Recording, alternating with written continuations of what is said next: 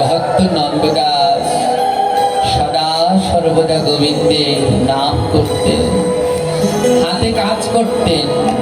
নির্দিষ্ট অল্প জায়গা, ওই জায়গার মধ্যে সারা দিন ফসলে জমি চাষ করতেন, গোমাতা পালন করতেন। আর ওই যে গোবর হয় গোমাতা, সেই গোবর দিয়ে ঘুঁটে তৈরি করতেন। ঘুঁটে মানে বোঝেন তো মায়ের, গোল করে করে ওই যে ওয়ালে গাছে গাছে দেয়, ওগুলোকে কি বলা হয়? ঘুঁটে। ওই ঘুঁটে দিয়েই রান্না হতো। আর ওই বাড়ির আঙিনায় যা চাষ হতো ওই সিদ্ধ করে ওই ভোগ লাগিয়ে প্রসাদ পেতেন। আর কোথাও তিনি যেতেন না, তার কাছে সবাই আসতেন। বলে ভজন যদি করতে পারো তাহলে কারো কাছে যেতে হবে না, তোমার কাছে সবাই আসবে।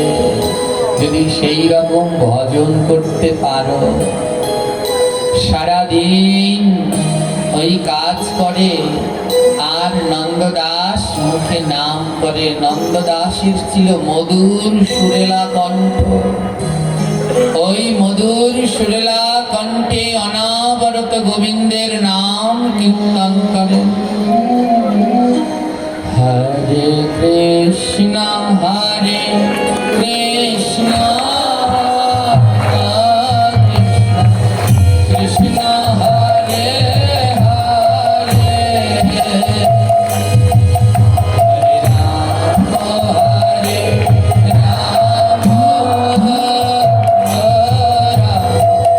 রাম হরে রাম রাম হরে হরে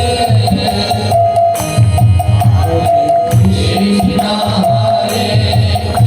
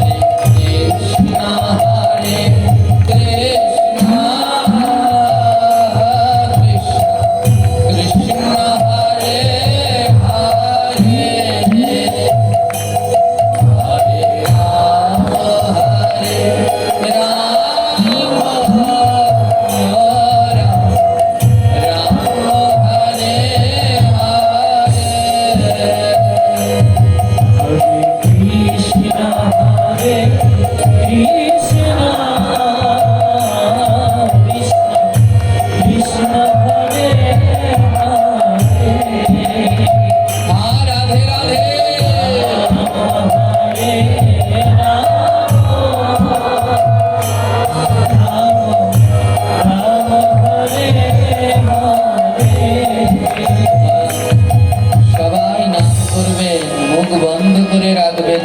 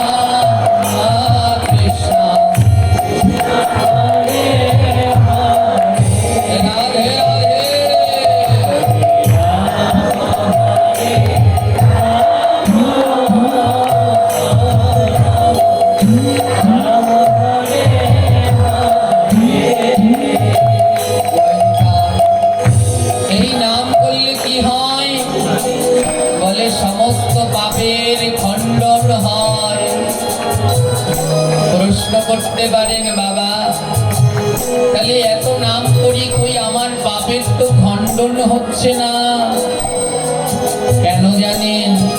কারণ আমাদের নাম প্রভু গ্রহণ করেননি।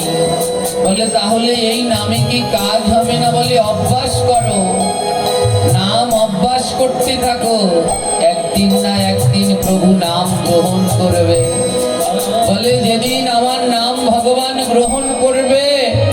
আমি কি করে বুঝবো আমার নাম গোবিন্দ গ্রহণ করলেন? বলে যেদিন নাম করতে গিয়ে দেখবে দুই নয়ন থেকে অজর ধারায় ঝরছে, সেদিন বুঝে নেবে তোমার নাম আমার অনাদি আদি গ্রহণ করেছে।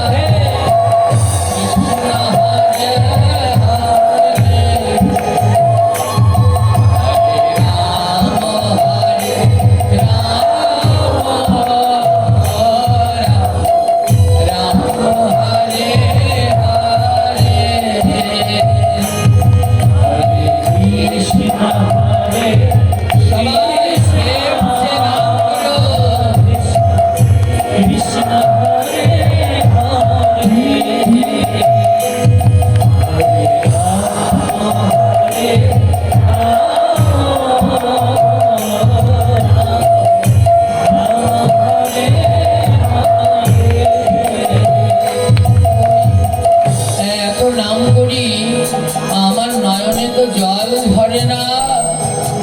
মহাজন বললেন তাহলে মনে রাখবে তোমার ভক্ত কৃপা হয়নি, কারণ এই নয়নে সেই দিন জল ঝরে যেদিন কোনো শুদ্ধ ভক্তের পরশ করে।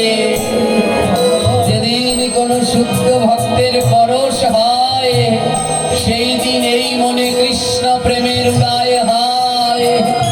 আর যেই দিন কৃষ্ণ প্রেমের উদয় হয় সেই দিন দুই নয়নে জল ধরে। তাই যত পারো ভক্ত ধরো, বুকে জড়িয়ে ভক্তের অঙ্গ পরশ করো।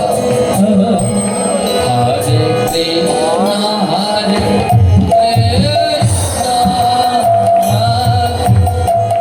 কৃষ্ণ হরে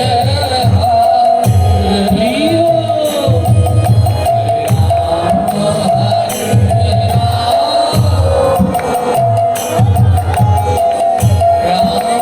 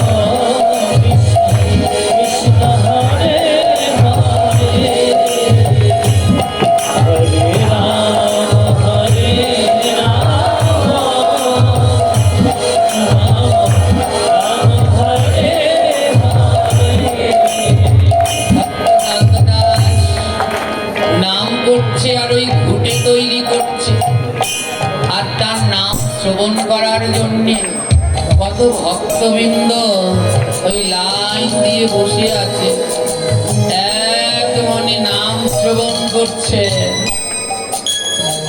একজন আরেকজনকে বলেছে, দেখছি আমরাও নাম করি, কিন্তু এই পোড়া নয়নে জল ঝরে না। ভক্ত নন্দদাস নাম করছে, দুই নয়ন থেকে অঝোর ধারায় ঝরছে। ওই নাম করছে আর ঘুটে তৈরি করছে, ঘুটে বানাচ্ছে। ওই ঘুটে বানাতে হলে যারা বানান তারা জানেন মায়েরা, মাঝে মাঝে একটু গোবরের মধ্যে জলের ছিটা দিয়ে গোবরটা মাখিয়ে নরম করতে হয়। ভক্ত নন্দদাস গোবর মাখাচ্ছে কিন্তু জল দিচ্ছে না। এক পাশে দাঁড়িয়ে মহাজন বলছে, ও নন্দদাস, ঘুটে তৈরি করতে হলে তো গোবরের মধ্যে জল দিয়ে মাখাতে হয়। বৈষ্ণব বলছে, যার নয়নে এত জল ঝরে তার অন্যের জলের কি প্রয়োজন পড়ে?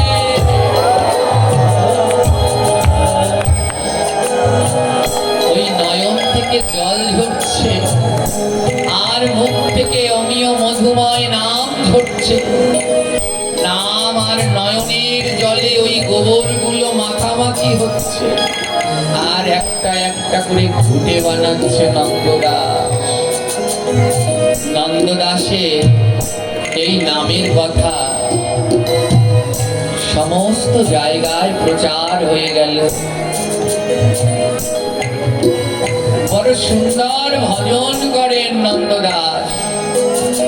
প্রচার হতে হতে সেই প্রচার পৌঁছে গেল দিল্লিতে সম্রাট আকবরের কাছে। সম্রাট আকবর বড় সঙ্গীত প্রিয় লোক ছিলেন। সেই সম্রাট আকবরের নবরত্ন ছিলেন, তার মধ্যে একজন ছিলেন সঙ্গীত বিশারদ তানসেন।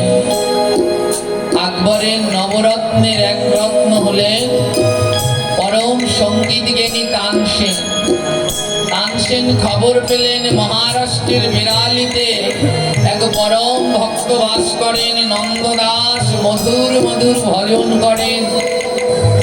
তানসেন একদিন আকবরকে বললেন, চলুন না নবাব, যাই সম্রাট, আমরাও একদিন ওই নন্দদাসের ভজন শুনে আসি। কি ভজন করে, সবাই নাকি লাইন দিয়ে শুনতে যায়। যাই আমরাও একদিন শুনে আসি কেমন ভজন করে। সম্রাট এবং তানসেন ভিখারির বেশ ধারণ করে নন্দদাসের ভজন কুটিরে গেলেন। গিয়ে দেখে অনেক ভক্ত দাঁড়িয়ে আছে আর নন্দদাস তার পাশের বাড়ির এক প্রতিবেশীর সাথে ঝগড়া করছে। কি নিয়ে ঝগড়া করছে? ওই ঘুটে নিয়ে ঝগড়া করছে। সম্রাট আকবর হাসছে, আরে তানসেন, তুমি বললে নাকি বড় ভক্ত, ভক্তরা আবার ঝগড়া করে, তাও সামান্য ঘুটে নিয়ে ঝগড়া করছে। আকবর বলছে, তানসেনকে থামাও, আমরা এসেছি ওর ভজন শুনতে, ঝগড়া শুনতে নয়। তানসেন নন্দদাসকে বললেন, ও বাবা থেমে যান, আপনি ঝগড়া করছেন কেন? নন্দদাস বললেন, জানো ওরা না আমার ঘুটে নিয়ে গেছে, ওরা আমার ঘুটে চুরি করে নিয়ে গেছে। তানসেন বলে, চিন্তা করো না, তোমার ঘুটের যে মূল্য আমি দিয়ে দেব, ও নিয়ে কান্নাকাটি ঝগড়া করো না, তুমি আসো আমাদের একটু ভজন শোনাও। তানসেন তো, নন্দদাস তো ভক্ত ছিলেন, ভক্তের চোখ তো ফাঁকি যাওয়া যায় না। যখন নবাব দাঁড়িয়েছেন ওই ভিখারির বেশে, নন্দদাস বলছে, আরে লোকের মুখে শুনেছি আপনি নাকি খাস বিচার করেন। সম্রাট আকবর থরথর করে কাঁপছে, চিনে ফেললো আমায়। আপনি নাকি খাস বিচার করেন, আমার বিচারটা করে দিন না, আমার ঘুটে চুরি করে নিয়ে গেছে। তানসেন বলে, ঘুটের টাকা দিয়ে দেবো, চিন্তা নাই, ওর থেকে বেশি দেবো, একটু ভজন শোনাও। নন্দদাস বললেন, না, ওই ঘুঁটেগুলো যখন আমি তৈরি করি তখন আমি মনে মনে ভাবি এ দিয়ে আমার গোবিন্দের ভোগের রান্না হবে। আর ওরা তো গোবিন্দের ভোগের রান্না করবে না, ওরা তো অন্য কাজে ব্যবহার করবে। আমার ঘুঁটে আমায় দিতে বলো। যেই লোকটা ঘুঁটেগুলো নিয়েছে সেই লোকটা বলছে, আরে নন্দদাস, তুমি নাকি অনেক বড় ভক্ত, তো যদি ভক্ত হও এখানে তো তোমার ঘুঁটেও আছে আমার ঘুঁটেও আছে, বের করো তো খুঁজে কোনটা তোমার ঘুঁটে আর কোনটা আমার ঘুঁটে। নন্দদাস বলে, যদি খুঁজে বের করতে পারি দেবে তো আমার ঘুঁটে আমায় ফিরিয়ে? দুষ্টু লোকটা বলছে, দেব, খুঁজে বের করো, এই সাজির ভিতরে সব রাখা আছে, বলো কোনটা তোমার আর কোনটা আমার। নন্দদাস কি করলেন জানেন? ওই সাজি থেকে একটা একটা ঘুঁটে নিয়ে কানে ঠেকাচ্ছে, একটা একটা ঘুঁটে নিয়ে কানের মধ্যে ঠেকাচ্ছে। আর যেটা তার তৈরি করা ঘুঁটে সেটা পাশে রেখে দিচ্ছে, আর যেটা তার না সেটা অন্য পাশে রেখে দিচ্ছে। সম্রাট আকবর বললেন, কেমন বিচার! কানে ঠেকিয়ে ঘুঁটে পরীক্ষা করে বলছে এটা আমার আর এটা আমার না। তানসেন বলল, আমিও কিছু বুঝলাম না, দেখে আঙুলের ছাপ মিলিয়ে পরীক্ষা করতো, কিন্তু কানে ঠেকিয়ে কি করে বলে এটা আমার ঘুঁটে আর এটা আমার নয়? তানসেন বলল, নন্দ বাবা, এটা আপনি কেমন পরীক্ষা করলেন? কানে ঠেকিয়ে পরীক্ষা করা যায়? ভক্ত নন্দদাসের দুই নয়নে জল, বেশি কথা বলে না তো, ভক্ত তো, আর মুখে নাম, নয়নে জল ঝরছে, মুখে অমিয় মধুময় নাম ঝরছে। তানসেন বলে, ব্যাপার কি? ঘুঁটেটা কানে ধরে কি দেখলেন? তানসেন ওখান থেকে একটা ঘুঁটে নিয়ে নিজে কানে ঠেকালেন। আর যখন তানসেন ঘুঁটেটা কানে ঠেকালেন, ওই ঘুঁটের মধ্যে দিয়ে শুনতে পেলেন, হরে কৃষ্ণ হরে কৃষ্ণ হরে কৃষ্ণ হরে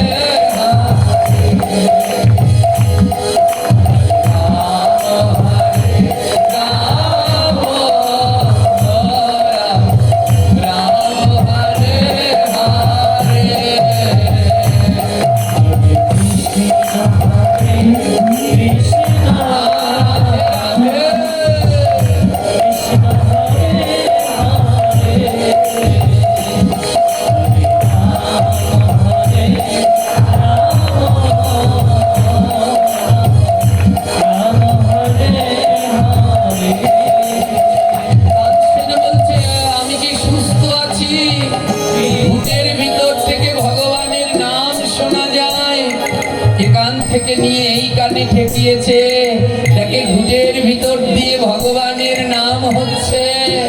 বলে, নাম করলে এমন ভাবে করো যেন নাম প্রেম মিশে একাকার হয়ে যায়।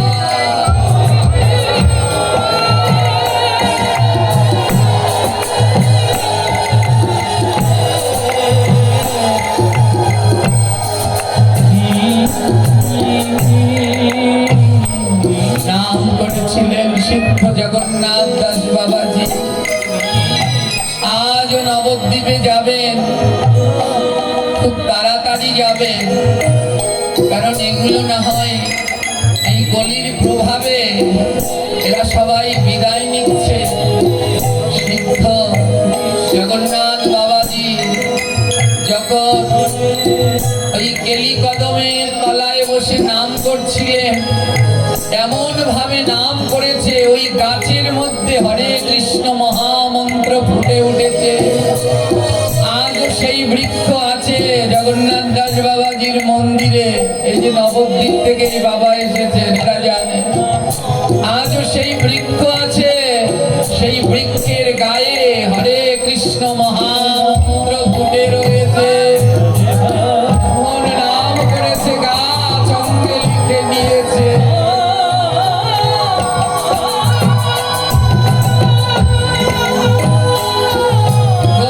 হরি বল, হরি বল।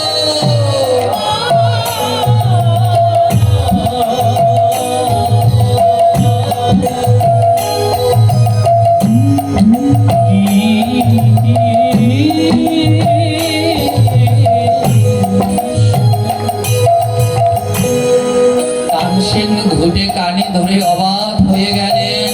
ঘুটের মধ্য থেকে নাম শোনা যাচ্ছে। তানসেন বলে, এমন ভক্ত হয় না। ওই নাম করতে করতে ঘুটে দিয়েছে, নাম ঘুটের মধ্যে রয়ে গেছে, কানে বাজলে নাম শোনা যায়। তানসেন বলে, এই ভক্ত আর পাবো কিনা। তাই আজ প্রাণ ভরে ভক্তের চরণ ধুলা মেখে নেই। লুটিয়ে বললেন তানসেন নন্দ দাসের চরণে। আর কেঁদে কেঁদে বলছে, তুমি দাও দাও ও আমার চরণে ধুলি। আজি দাও দাও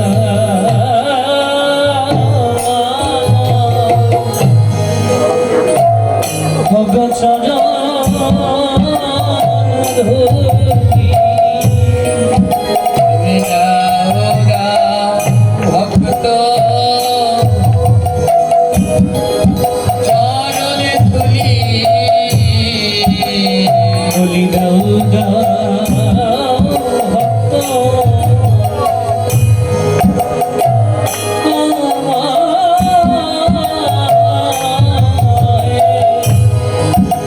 চরণ ধুলি।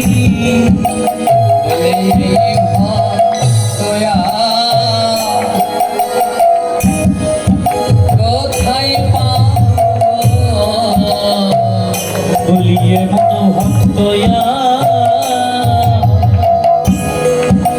বলিয়া মন ভক্ত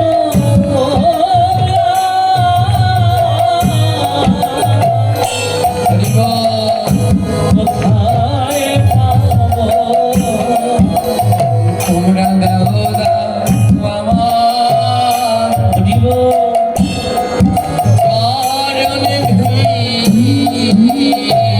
বলি দাও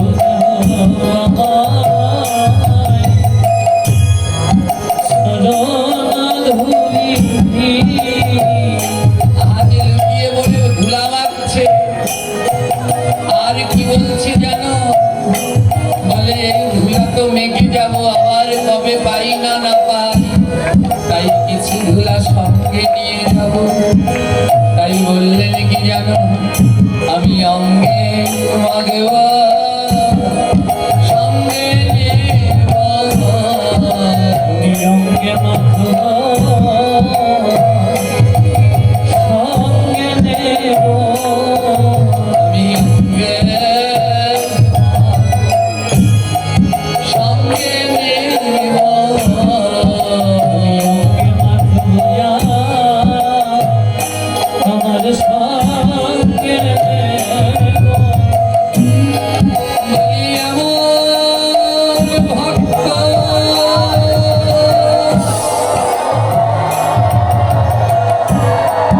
কোথায় পাবো। অঙ্গে মাগব সঙ্গে নেব। বলি আমার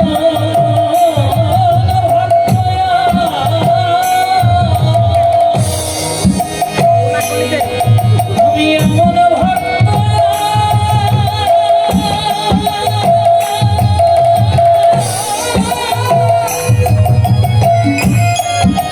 তুমি কোথায় পাবো। ভুলি অঙ্গে মাথ লইয়া আমার মাথায় রাখবো। আজ তানসেনের ধুলার মধ্যে গড়াগড়ি দেখে সম্রাট ভাবছে কি পাগল হয়ে গেল। ও ঘুটের মধ্যে কি আছে যে অমন কানে ঠেকিয়ে গড়াগড়ি দিচ্ছে। আকবর গিয়ে একটা ঘুটে তুলে এই কানে ঠেকালো। আর ওই ঘুটের মধ্যে মধুর নাম শোনা যাচ্ছে। হরে কৃষ্ণ হরে কৃষ্ণ কৃষ্ণ কৃষ্ণ হরে হরে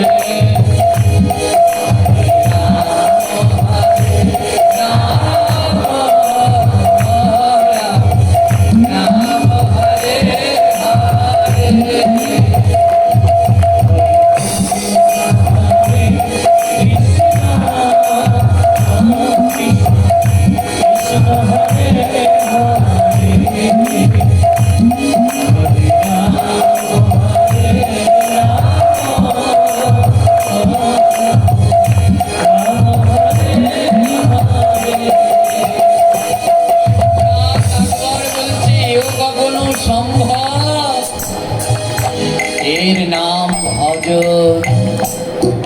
বলে করে যাও যেন মুছে না যায়। তাই এ জগতে যারা ভজন করতে পেরেছে তারা আজ সবার হৃদয় মাঝে রয়ে গেছে। চারদিকে ছড়িয়ে পড়ল নন্দদাসের ভজনের কথা। ওই গ্রামে দুটি লোক ছিল, একজনের নাম মেঘনাথ, আরেকজনের নাম বিনোদ। এই দুইজন নন্দদাসকে সহ্য করতে পারতেন না, তাই এমন সুনাম প্রশংসা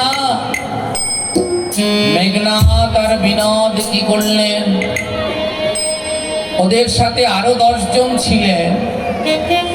এই 12 জনে মিলে সিদ্ধান্ত নিলেন এই নন্দদাসের নামে একটা কলঙ্ক রটাতে হবে, দুর্নাম রটাতে হবে, যেন ওর কাছে আর দলে দলে মানুষ না আছে। হ্যাঁ রে বিনোদ, কি দুর্নাম দেয়া যায় ওর নামে? মেঘনাথ বলছে, আরে ও তো কোনো অন্যায় করে না, ওর নামে কেমন করে দুর্নাম দিবে? ও তো কোনো অন্যায় অপরাধী করে না। বলে না করলে করাতে হবে। বলে কিভাবে করাবে? ওই যে মেঘনাথ, ওর মাথায় একটু বুদ্ধিটা বেশি ছিল। বলে হ্যাঁ রে বিনোদ, তোর না একটা গরু আছে? হ্যাঁ আছে তো। গরুর না একটা বাছুর আছে? হ্যাঁ। বলে একটা কাজ কর, তোর বাছুরটা এ বাড়িতে আসে, ওই পাশের বাড়ি। বিনোদ বলে হ্যাঁ আসে। ও বাছুরটায় কি জানি না, সারাদিন এই বাড়িতে এসে বসে থাকবে, ডাকলেও যাবে না, খাবার দিলেও যাবে না, কারণ ও পশু হয়ে চিনতে পেরেছে এই বাড়িতে ভক্ত আছে।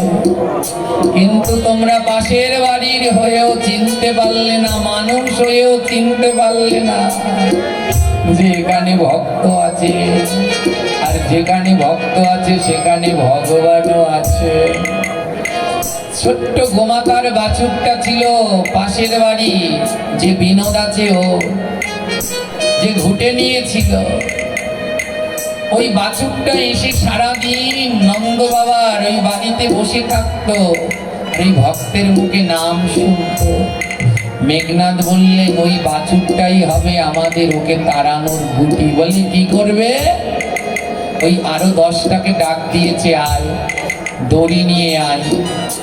সন্ধ্যাবেলায় ওই নন্দদাস তার ভক্তদের নিয়ে ভগবানের আরতি দেখায়, আর যখন ভগবানের আরতি দেখাবে সেই সময় ওই বাছুরটাকে আমরা সবাই মিলে মেরে ফেলব। দেখুন, মনের ভিতরে যদি হিংসা জন্মায় তখন আর হিতাহিত কোনো জ্ঞান থাকে না।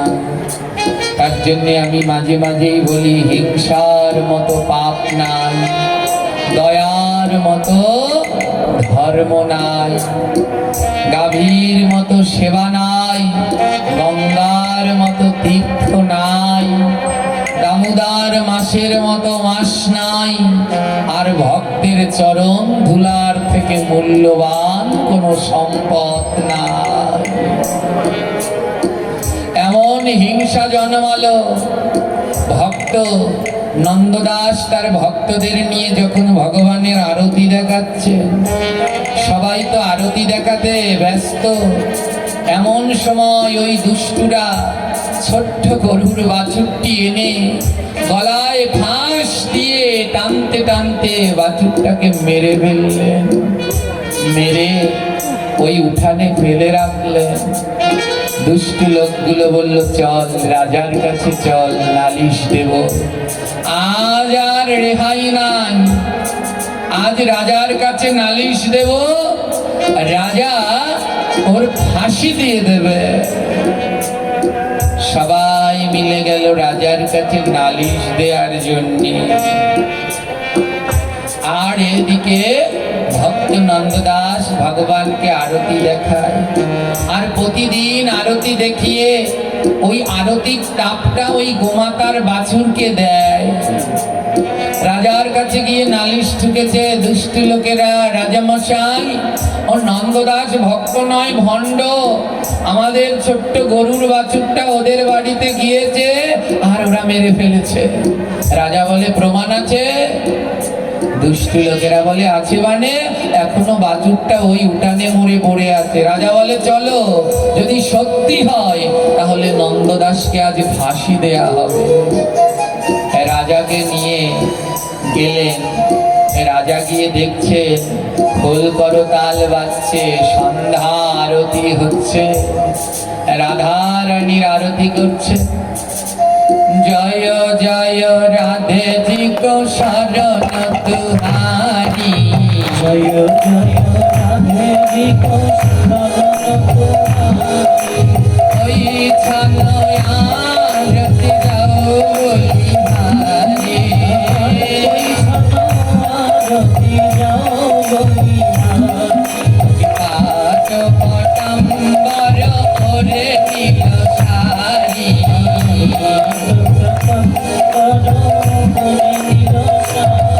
আর সিদ্ধি কর সিংহ যাও বলি হারি।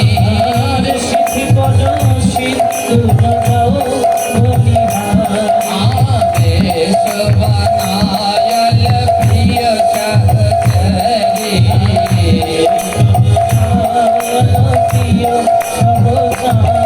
पुरातन सिंहासन बैठल गौरी।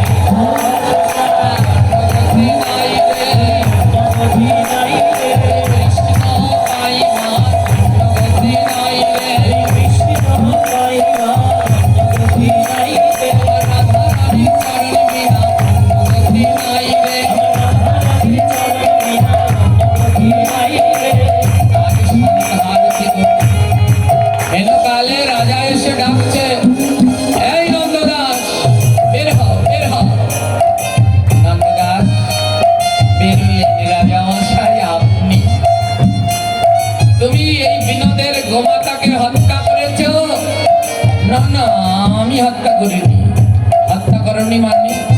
ওই যে বাছুরটা মরে পড়ে আছে উঠানে, ও ও মরেনি, ঘুমিয়ে আছে। প্রতিদিন আসে সন্ধ্যা আরতির সময়, প্রতিদিন আসে। এ প্রদীপের তাপ দিলেই আবার ও উঠে যাবে। রাজা বলে ও মরে গেছে, ও প্রদীপের তাপ দিলে আর উঠবে না।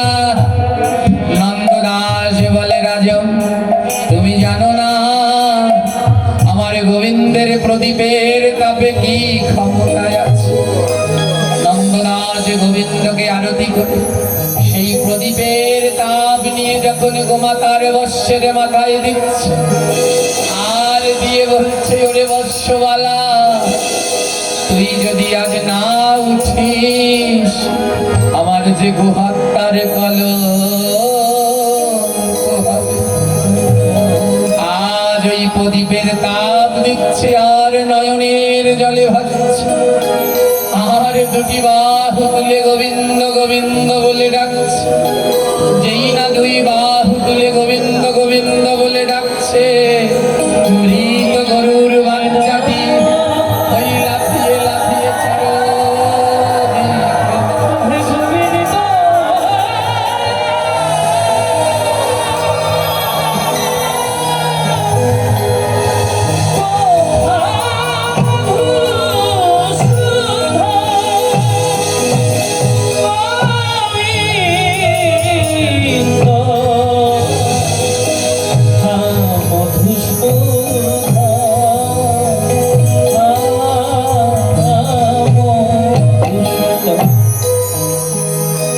মেঘনাথ আর বিনোদ ভয়ে পালালো, আর বাকি 10 জন লুটিয়ে পড়লো। ওরে আয় আয়, ভক্তের মতো দয়াল হয় না, ক্ষমা চাই। মরা গরু আবার বেঁচে গেছে। 10 জন লুটিয়ে ক্ষমা চাইলেন, রাজার কাছে বললেন, রাজামশাই এই ষড়যন্ত্র ছিল মেঘনাথ আর বিনোদ, কোথায় পালিয়েছে দুজন। চারোদিকে খবর ছড়িয়ে পড়লো, মরা গরু বেঁচে গেছে, মরা গরু বেঁচে গেছে। এই খবর শুনে দূর দূরান্ত থেকে লোক আসছে, কারো হাত বেঁকা, কারো পা বেঁকা, কেউ কথা বলতে পারে না, এই সেই। আর শুদ্ধ ভক্তের ছোঁয়া পেয়ে পেয়ে সবাই সেরে যাচ্ছে। কিন্তু ভক্ত নন্দদাসের বড় কষ্ট হচ্ছে। কেন জানেন? এতদিন নন্দদাসের বড় আনন্দ ছিল, কোনো কেউ তাকে জ্বালাতো না। সারাদিন ভগবানের নাম করত, ভগবানের সেবা করত, কিন্তু আজ তার এত ভক্ত, ভগবানের নাম আর করতে পারে না। এর জন্য সাধুরা লুকিয়ে লুকিয়ে থাকে, কারো কাছে আসতে পছন্দ করেন না। নন্দদাসের এত ভক্ত শিষ্য হলো, তাদের যন্ত্রণায় এখন আর নাম করতে পারে না, ভগবানের সেবাটা দিতে পারে না। সারাদিন দলে দলে লোক আসছে, শিষ্য হচ্ছে। ওই দেশের রাজা ব্রজনন্দন, তিনিও সিদ্ধান্ত নিলেন, আমিও নন্দদাসের কাছ থেকে দীক্ষা নিয়ে তার শিষ্য হব। রাজাও আজ সংকল্প করলেন, আজই আমি দীক্ষা নেব। এইদিকে মেঘনাথ আর বিনোদ খবর পেয়েছে রাজামশাই আজ নন্দদাসের কাছ থেকে দীক্ষা নেবে। মেঘনাথ বিনোদ বলছে, শোন, আজ যদি রাজা ওর কাছ থেকে দীক্ষা নেয়, তাহলে আমরা আর জীবনে ওই রাজ্যে যেতে পারবো না। ওর নামে আর একটা বড় মিথ্যা কলঙ্ক রটাতে হবে, অপবাদ দিতে হবে, দুর্নাম দিতে হবে, নিন্দা দিতে হবে। ধ্যান দিবে, নিন্দুক কাকে বলে? নন্দদাস প্রতিদিন কাঁদে আর ভগবানকে বলে, প্রভু আমি এত ভিড়ভাট্টা চাই না, এদের জ্বালায় আমি আর আগের মতো নাম করতে পারছি না। সব দলে দলে আসে আর আমার কাছে বসে থাকে, বড় যন্ত্রণা আমার, চাই না এসব, নিয়ে যাও এদের আমার কাছ থেকে। কিন্তু লোক আর সামাই দেওয়া যাচ্ছে না, দলে দলে আসছে, দলে দলে আসছে। এইদিকে মেঘনাদ আর বিনোদ কি করলেন, পাশের এলাকায় একটা বাইজি ছিল নাম রূপসী। বাইজির কাছে গিয়ে একতলি মোহর দিয়ে বললেন, রূপসী এই মোহর নিয়ে আমাদের গ্রামে যাও, গিয়ে একটা কাজ করবে, যদি করতে পারো আরো একতলি মোহর দেব। বলে কি কাজ? বলে আজ আমাদের রাজামশাই নন্দদাসের কাছে দীক্ষা নেবে, আর যখনই রাজা যাবে তুমি গিয়ে বলবে আমি নন্দদাসের বিয়ে করাবো। আর নন্দদাসের নামে নিন্দা হবে, রাজা ওকে ত্যাগ করে চলে যাবে। দীক্ষা নেওয়ার আগে গুরুদেবের চরণ ধোয়াতে হয়, চরণ জল করতে হয়। রাজামশাই গুরুদেবের চরণ জল করতে বসেছে, হাজার হাজার ভক্ত এসেছে, রাজা দীক্ষা নেবে। তো এমন সময় রূপসী বাইজি এসে বলছে, রাজামশাই আপনি কার কাছ থেকে দীক্ষা নিচ্ছেন? এই নন্দদাস একটা ভণ্ড সাধু। রাজা বলছে, তুমি কে? রূপসী বাইজি বলছে, আমি ওর বিয়ে করাবো। আমাকে লুকিয়ে রেখে এইখানে ব্রহ্মচারী সেজে বসে আছে, ভণ্ড, আসল সাধু নয়। রাজা জিজ্ঞেস করছে, নন্দদাস এ কি তোমার বিবাহিত স্ত্রী? নন্দদাস বলে, রাজামশাই এত লোক আসে যায়, কে স্ত্রী আর কে মিস্ত্রি কে জানে। উনি যদি মনে করেন আমি ওনার স্বামী, হলেও হতে পারে। উনি যদি মনে করেন, কথাটা কেমন ঘুরিয়ে বললেন, বুঝলেন? এর জন্য বলে, যে জনা কৃষ্ণ ভজে সে বড় চতুর। বললেন উনি যদি মনে করে আমি ওনার স্বামী, তাহলে হলে হতে পারে, ওতে আমার কিছু আসে যায় না। রাজা রেগে গেলেন, কি তুমি বিয়ে করেছো, তোমার স্ত্রী আছে, আর তুমি এখানে ব্রহ্মচারী সেজে বসে আছো? রাজা বললেন, এ আসল সাধু নয়, এ ভণ্ড সাধু। রাজা আদেশ দিলেন, আজ থেকে নন্দদাসকে এক ঘরে করা হলো। নন্দদাসের কাছে আজ থেকে কেউ আর আসবে না, আজ থেকে ও এক ঘরে, ওর কাছে কেউ আর আসবে না। সবাই চলে গেলেন। নন্দদাসের প্রিয় শিষ্য ছিলেন 9 জন, ওই 9 জন গেলেন না, সবাই চলে গেলেন, ত্যাগ করে চলে গেলেন। দুর্নাম দিয়ে দিলেন যে এর বিয়ে করা বউ আছে, আর এখানে রেখে ব্রহ্মচারী সেজে বসে আছে। নিন্দা দিয়ে দিলেন, সবাই চলে গেলেন। সবাই যখন চলে গেলেন, নন্দদাস দুহাত তুলে নাচছে, আজ আমার বড় আনন্দ রে, আজ আমার বড় আনন্দ। 9 জন শিষ্য কাঁদছে, গুরুদেব আপনার নামে মিথ্যা বদনাম দিল, আর আপনি আনন্দ বলে নৃত্য করছেন। গুরুদেব বললেন, 9 জন শিষ্যকে যা, একজনে জল নিয়ে আয়, একজনে চন্দন নিয়ে আয়, একজনে পুষ্প, একজনে মাল্য বস্ত্র নিয়ে আয়। আজ আমি আমার পরম মিত্রের চরণ ধৌত করব। আজ আমি আমার পরম মিত্রের চরণটা ধৌত করব। 9 জন শিষ্য বললেন, আপনার পরম মিত্র কে? হ্যাঁ, নন্দদাস বললেন, এই যে রূপসী বাইজি, ও আমার পরম মিত্র। 9 শিষ্য বললেন, গুরুদেব এই আপনার মিত্র হলো কি করে? বলে, কত চেষ্টা করেছি এদের দূরে সরানোর জন্য, পারিনি। কতদিন কেঁদেছি গোবিন্দের কাছে, প্রভু এই ভক্তদের দূরে সরাও, আমায় একা করে দাও, তুমি আর আমি আর কেউ যেন না থাকি। যেই কাজটা আমি পারিনি, এই রূপসী বাইজি আমার নামে নিন্দা করে সেই কাজ করে দিয়েছে। আজ আর আমার কাছে কেউ নাই, আজ আমি আর আমার ভগবান শুধু নাম করব।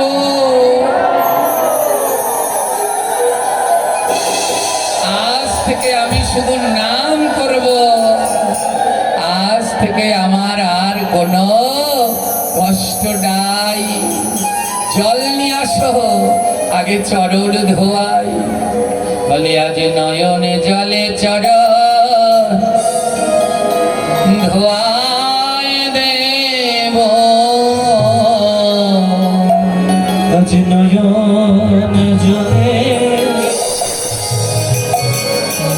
চরণ ধোয়াইব।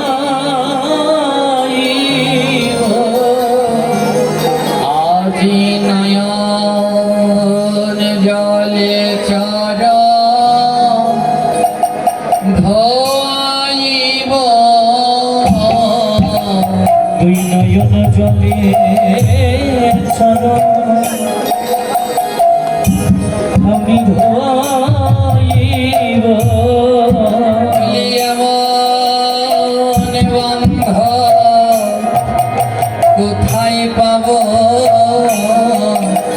নয়ন জলে চড়া কেউ একজন উঠুন সামনে থেকে খুঁজে না ধোয়াইব আমি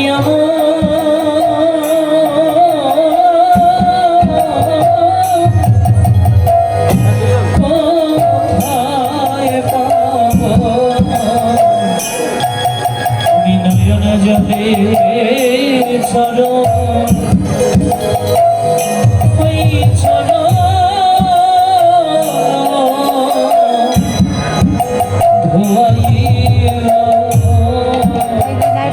আর সেই রূপসী বাড়িদিকে আসনে বসিয়ে ভক্ত নন্দদাস চরণ ধোয়াচ্ছে। জগৎবাসী শিখে নাও, নিন্দু কোনো সময় শত্রু নয়, তাকে মিত্র ভেবে ভজন করতে হবে। রূপসী বাইজি বলছে, আরে নন্দদাস, তুমি আমার চরণ ধোয়াচ্ছ, আমি এসেছি তোমার নিন্দা করতে। নন্দদাস বলে, না, তুমি আমার নামে যেই নিন্দা করেছ, আজ আমায় ছেড়ে সবাই চলে গেছে, আমার বড় মঙ্গল হয়েছে। একদিন উদ্ধব গোবিন্দকে জিজ্ঞেস করলেন, গোবিন্দ, এ জগতে তোমায় পাওয়ার লক্ষণ কি? ভগবান বললেন, এ জগতে আমায় পাওয়ার প্রথম লক্ষণ হলো আমার ভক্ত কাঙাল হবে, দিন দিন তার অর্থ সম্পদ কমে যাবে। যদি দেখো দিন দিন তোমার অর্থ বাড়ছে, তাহলে মনে রেখো তোমার কাছ থেকে ভগবান দূরে যাচ্ছে। আর যদি দেখো দিন দিন অর্থ কমে যাচ্ছে, তুমি কাঙাল হচ্ছ, তাহলে মনে করবে তোমার গোবিন্দ তোমার নিকটে আগাচ্ছে। উদ্ধব বলে, গোবিন্দ গো, তোমায় পাওয়ার দ্বিতীয় লক্ষণ কি? বলে, অর্থ কমে গেলে আত্মীয় স্বজন বন্ধু বান্ধব কেউ আসবে না। আর যখন অর্থ কমে যাবে, আত্মীয় স্বজন বন্ধু বান্ধব কেউ আসবে না, তখন আমি দুই বাহু তুলে ভক্তের কাছে চলে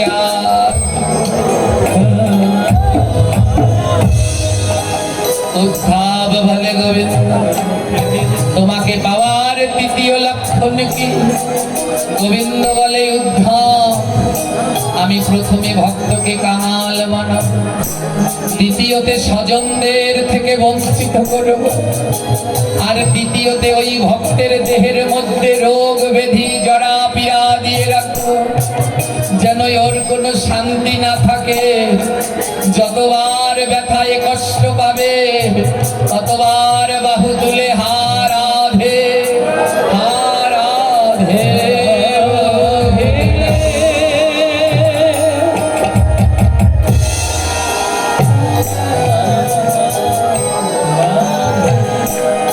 নন্দদাস বলছে, ওগো রূপসী বাই, গোবিন্দ তো আমায় জন্ম থেকেই দারিদ্র কাঙাল বানিয়েছে। আজ এক ধাপ আগালাম, আমার যত আত্মীয় বন্ধু ছিল সব চলে গেছে। আর তুমি তো আমার সেই বান্ধব, আজ সবাইকে আমার থেকে দূরে করেছো, আর আমার গোবিন্দকে আমার কাছে আপন করে দিয়েছো। তাই এমন বান্ধব কোথায় পাবো? এমন বান্ধব কোথায় পাবো? বলি এমন বান্ধব কোথায় পাবো? আমি এমন বান্ধব কোথায় পাবো?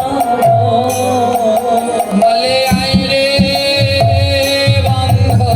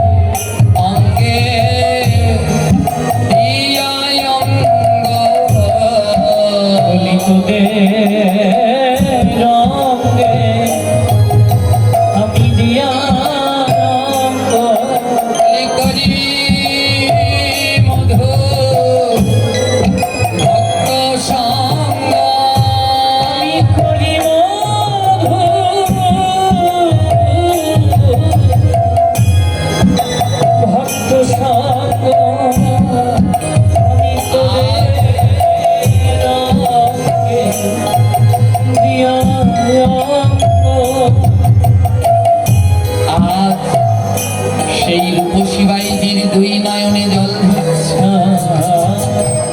বলে এতদিন শুনেছি ভক্তের অনেক দয়া, আজ দেখলাম ভক্তের কেমন দয়া হয়। রূপসী বাইজি বলে নন্দদাস, আমি এখনই রাজার কাছে গিয়ে বলবো সব সত্যের প্রকাশ। নন্দদাস করজড়ি করি বলে ভক্তের চরণে, আজ না যাইও তুমি রাজার শরণে। 1 বছর থাকো তুমি আমার এই স্থানে, নিভৃতে নামে করিব আমরা 10 জনে। যেও না, এই সবাই চলে গেছে তো, 1 বছর সবাই ধরে থাক। এই 1 বছর ধরে আমরা নিভৃতে এখানে 10 জনে মিলে নাম করব। 10 জনে মিলে, কেউ আর ওখানে আসে না। ভক্ত নন্দদাসের বাড়িতে এখন আর কেউ আসে না। 10 জনে মিলে সারাদিন নাম গায়, হরে কৃষ্ণ হরে কৃষ্ণ কৃষ্ণ কৃষ্ণ হরে হরে, রাম হরে রাম উঠবেন না, কেউ উঠবেন না।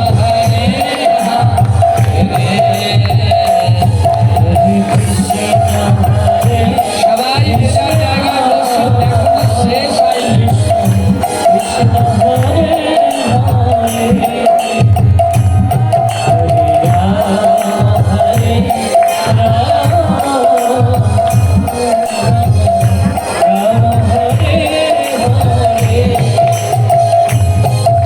আজ সারাদিন নাম করো। দেখিতে দেখিতে 1 বছরে কেটে গেল। নন্দদাসের মনে পরম বৈরাগ্যে উদয় যে হইল। 7 দিন ধরে এক আসন নাম করে নন্দদাস, খাই না ঘুমাই না করে না বহির্বাস। 7 দিন ধরে এক আসনে বসে শুধু নাম করে যাচ্ছে আর নয়ন জলে ভেসে যাচ্ছে। রূপসী বাইজি বলে আর দেরি করা যাবে না, আজ রাজার কাছে সব সত্যি বলতে হবে। ছুটতে ছুটতে রূপসী বাইজি গেলেন রাজার কাছে। রাজা বসাই, তুমি কে? এখন আর রাজা দেখে চিনতে পারছে না। রূপসী বাইজির ললাটে তিলক, গলায় মালা, মাথায় উত্তরীয়। রাজা বলছে তুমি কে? কেমন চেনা চেনা লাগছে। রূপসী বাইজি বলছে 1 বছর আগে দেখা হয়েছিল। ভক্ত নন্দদাসের স্ত্রী বলে যে বদনাম দিয়েছে, আমি সেই। বলে বদনাম? রূপসী বাইজি বলে আমি তার স্ত্রী নই, আমি পাশের গ্রামের এক বাইজি। ওই মেঘনাথ আর নন্দদাস এরা দুজন মিলে আমাকে পাঠিয়েছিল যেন নন্দদাসের দুর্নাম হয়, তার জন্য। রাজা নিজের ভুল বুঝতে পেরে নয়ন জলে ভাসছে, হায় রে এ কি করলাম, এমন পরম ভক্তকে কষ্ট দিলাম। রাজা কি করলেন? রাজা সবাইকে ডাকলো, চলো আর দেরি নয়, আজ আমরা সবাই মিলে নন্দদাসের কাছে ক্ষমা চাইব। যখন রাজা ভক্তদের নিয়ে যাইছে, গৌর গৌর গৌর বলে চলিতে লাগিল।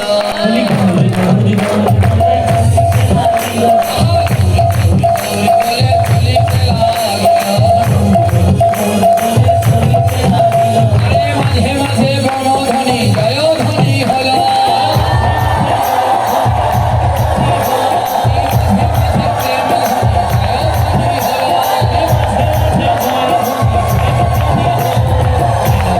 দেখে দুই কুষ্ঠ রোগী, দেখে দুই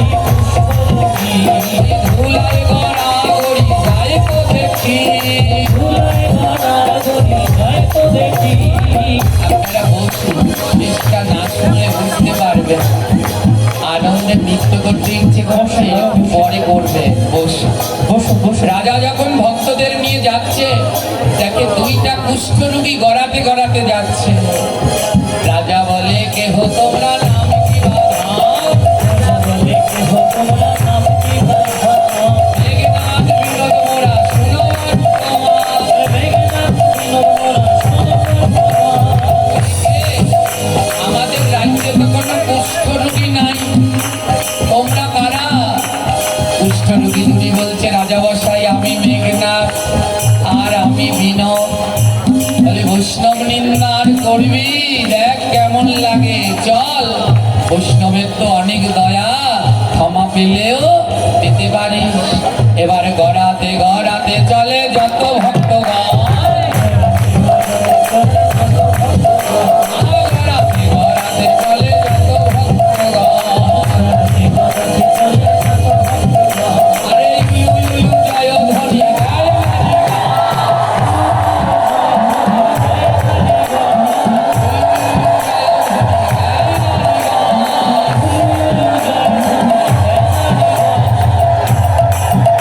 আজ সবাই মিলে আসলেন ভক্ত নন্দ দাসের কাছে।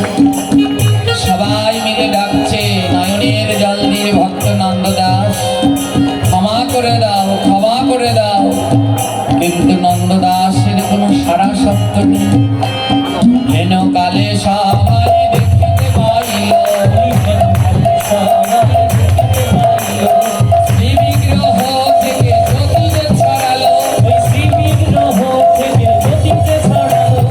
সবাই দেখলেন তার সেবিত বিগ্রহ গিরিধারী থেকে দিব্য জ্যোতি ছড়াচ্ছে। আর সেই পাথরের বিগ্রহ দুটি হাত বাড়িয়ে দিয়েছে।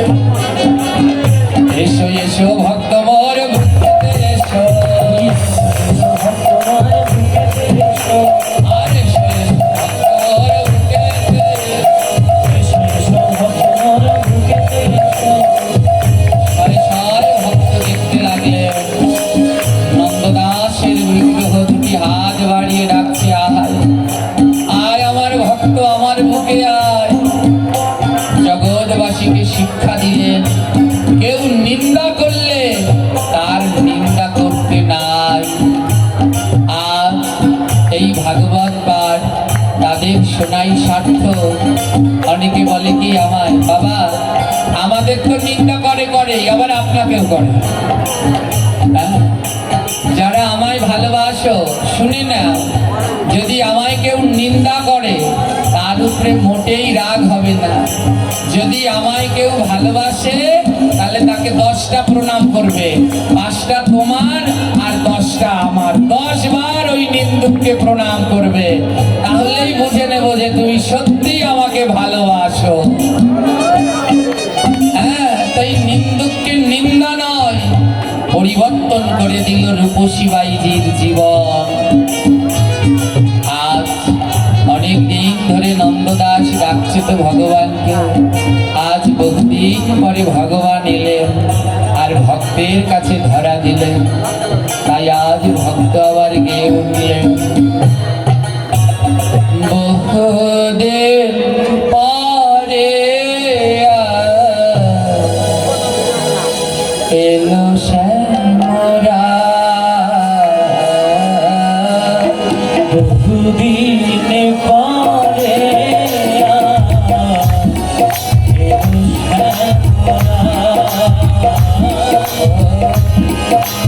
বহুদিন পরে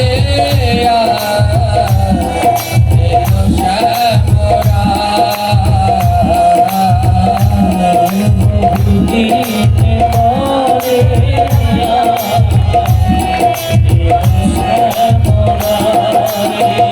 প্রশ্ন লিখেছেন, প্রভু বাবার বাৎসরিক থাকা অবস্থায় কি দামোদর ব্রত পালন করা যাবে?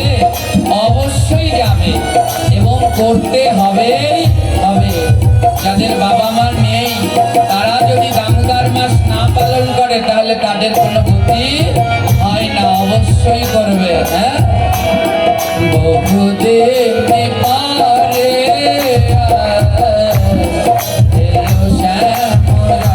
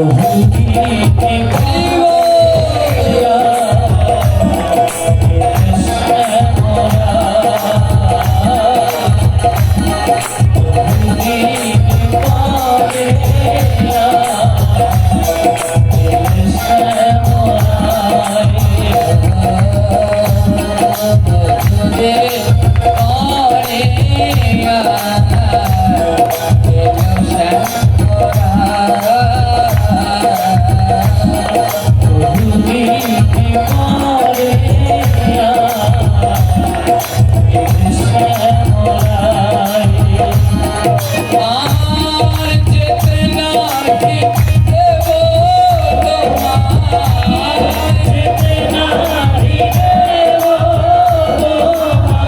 ও যেতে নাহি দেব তোমায়,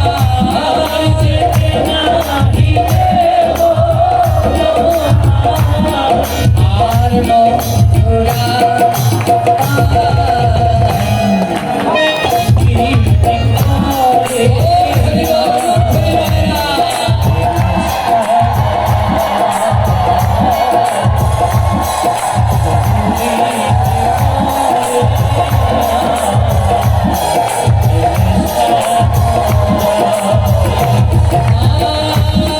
ছেড়ে যেও না গো না,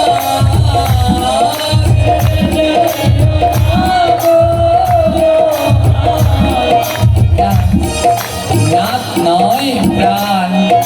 আমার একজন আছে সব সময় প্রাণ বলে ডাকে, তাই ছেড়ে যেও না গো প্রাণ, ছেড়ে যেও না গো প্রাণ, ছেড়ে যেও না গো প্রাণ, ছেড়ে যেও না গো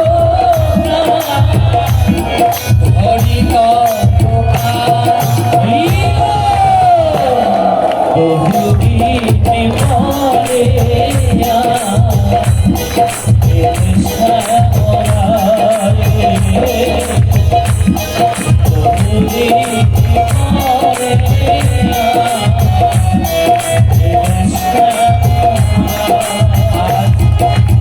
এই স্থান থেকে আমি আপনাদের কাছে বিদায় নিতে চলেছি, তাই ছেড়ে যেও না গো প্রাণ, হরি তব পায়।